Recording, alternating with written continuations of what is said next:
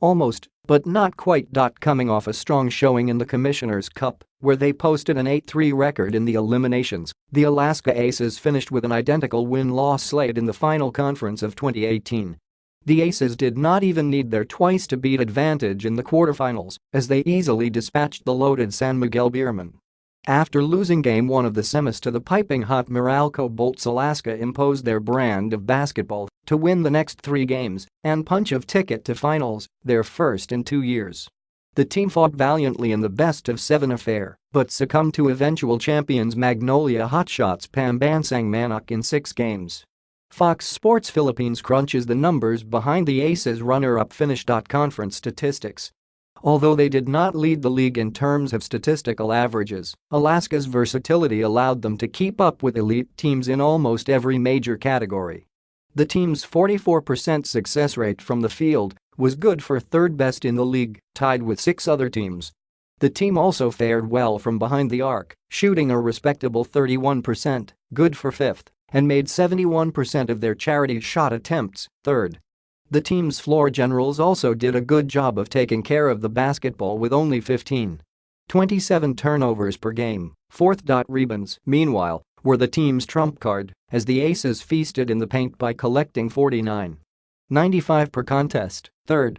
They only ranked 5th in offensive rebounds, 14.50, but made every one of it count by converting a league-best 17.05 second chance points. Best import of the conference winner Mike Harris led the league in boards per game, 21.7, while his playmaker Chris Banchero was the league's top dime dropper, 8.7. Notable players. Mike Harris was certainly the driving force behind the Aces' resurgence in the Govs Cup, and coach Alex Compton would certainly want to employ the well-traveled veteran in future import-laden conferences. The 35-year-old reinforcement normed monstrous numbers of 29.82 points and 21.73 boards in his first PBA assignment and walked away with the much-deserved BIC award. The much-improved play of the Aces' backcourt of Banchero and Simon Enciso also turned a lot of heads this conference, especially with the departure of former go-to guy Calvin Abueva at the start of the tournament. Commissioners' Cup breakout star Vic Manuel, however, played hurt for majority of the conference and usually came off the bench.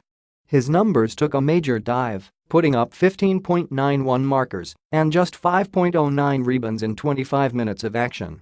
With the All-Filipino Cup set to begin in a couple of weeks, Manuel's health will indeed be of paramount importance for the Aces.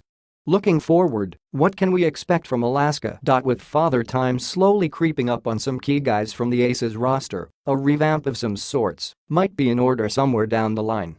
Javi Casio and Sonny Thomas's minutes were considerably cut down in the Govs Cup, which should continue to be the case to hasten the development of their young stars.